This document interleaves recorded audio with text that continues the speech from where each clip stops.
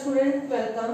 जैसे कि हम लोग प्लस टू क्लास का फर्स्ट चैप्टर स्टार्ट कर चुके हैं, electric charge and field. Electric charge क्या है? That is property of matter, जो एक प्रॉपर्टी है मैटर की, and that will give rise force between the various object. Now previous lecture में हम लोगों ने डिस्कस किया था, वी आर हैविंग दो टाइप के चार्ज पार्टिकल होंगे, one is electron and second is proton. Electron and proton, they are known as like charges and they are going to produce repulsive force. Then proton and electron, they are unlike charges and they are having force of attraction. And what are the units of electric charge? हम लोग electric charge को किस unit में measure करेंगे? Coulomb में। और is electric charge is a scalar quantity और vector? It is a scalar quantity. ये स्केलर क्वांटिटी क्यों है? क्योंकि it is does not obey law of vector addition. ये सब हम लोगों ने लास्ट लेक्चर में डिस्कस किया था। आज हम लोग डिस्कस करेंगे कंडक्टर एंड इंसुलेटर। जैसे कि आप लोगों ने लोअर क्लासेस में डिस्कस किया है कि कंडक्टर क्या होता है। Conductor that allow to pass electric current, that is known as a conductor. Basically इसकी एग्जाम्पल क्या है? Like metals. Why we are going to use metal as a conductor? Metals को ही क्यों कंडक्टर यूज करते हैं? क्योंकि उसमें क्या होता है? Free ions. अगर आयंस फ्री होंगे तो करंट इजीली पास करेगा। Then they are having low resistance. इसकी रेजिस्टेंस भी क्या होती है बच्चे? कम होती है। Third point, they are having high conductivity. Conductivity means they are it conduct more current as compared to other material, so that's why metals are good conductor of electricity. Now come to the point, insulator. हम लोगों ने insulator भी lower classes में पढ़ा हुआ है कि insulator वो होते हैं जो करंट को पास नहीं करते। Why rubber and plastic do not conduct electricity? Why? इसका रीजन क्या है? Because they are having bound charges. Bound charge का मीनिंग क्या होता है? Charge they are bound to each other, there is no space between them. Free ions कैसे होंगे? They are easy to move. ठीक है, जो आयन इजी टू मूव होंगे उसको बोलेंगे फ्री आयंस। बाउंड चार्जेस होते हैं जिनके बीच में स्पेस भी नहीं होती और वो easily space easy not easy to move, उनको बोलते हैं बाउंड चार्जेस। नाउ सेकेंड, इसका रीजन क्या है? They are having high resistance. Resistance topic बच्चे we are going to discuss in detail in third chapter, current electricity. Third, they are having low conductivity. Low conductivity का meaning क्या है बेटा जी? They are not easy to conduct electric current, so that's why that is known as a low conductivity. This is all about of conductor and insulator. This is a very small topic of the NCERT book.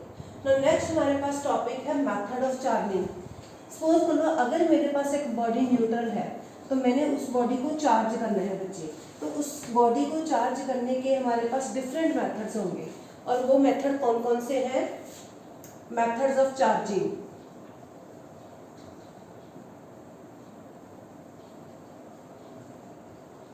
First method है हमारे पास charging by rubbing.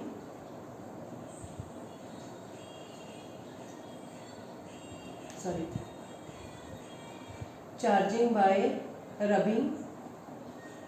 Second है charging by conduction.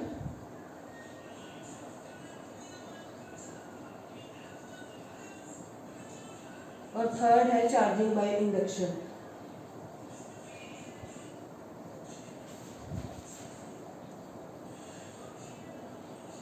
These are the three methods of the charging, but in our syllabus NCERT में यही हमारा method है जो syllabus में है। But I will little bit explain charging by rubbing and charging by conduction. Charging by induction का आपकी NCERT में क्या टॉपिक है? Electrostatic induction. इसको हम लोग डिटेल में डिस्कस करेंगे। First and second point I just give कि इसमें होता क्या है, give information how charging is rubbing. Suppose कर लो हम क्या करते हैं विंटर्स में? We are going to rub our hands, after rubbing we are going to feel warm. ऐसे ही बेटा हमारे पास क्या होता है? Charging by rubbing. सपोज कर लो this is a plastic rod, I am going to rub this with my sleeves. After rubbing this rod become charge. उसके बाद मैं क्या करूँगी, I am going to take few pieces of paper and this charge glass rod kept near the paper. तो वो paper क्या होगी, that paper is going to attract toward the pen. इसका मीनिंग क्या है कि दिस बॉडी इज चार्ज, ये plastic rod charge हो गई है, ये पीसेज ऑफ पेपर के ऊपर फोर्स अप्लाई कर रही है और वो उसके तरफ खींचे चले आ रहे हैं। तो this method is known as a charging by rubbing. Next है हमारे पास चार्जिंग बाय कंडक्शन। कंडक्शन इसमें क्या होगा, विद कॉन्टैक्ट। अब इसमें हम बॉडी को कॉन्टैक्ट में रखेंगे तो बॉडी चार्ज होगी। सपोज करो मेरे पास क्या है, एक न्यूट्रल बॉडी। न्यूट्रल बॉडी बच्चे कौन सी होती हैं, जिसके पास equal number of proton and equal number of electron हो, that body is neutral body.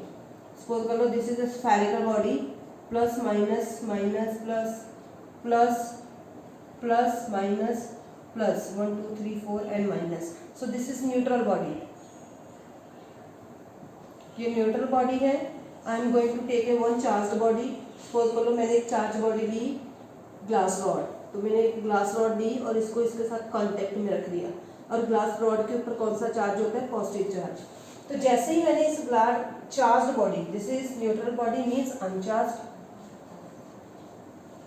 This is a glass rod having positive charge, they both are in contact, and when they both are in contact the charge of glass rod is going to be transferred and negative charge is going to be neutralized. After that what I will do, I will remove this glass rod and मेरे पास जो body क्या बन जाएगी, positively excess number of charge कौन से होंगे, positive. तो ये बॉडी कौन सी हो जाएगी, positively charged. Now we are having charging by induction. This we are going to discuss in detail in the next lecture. So please keep watching and thank you.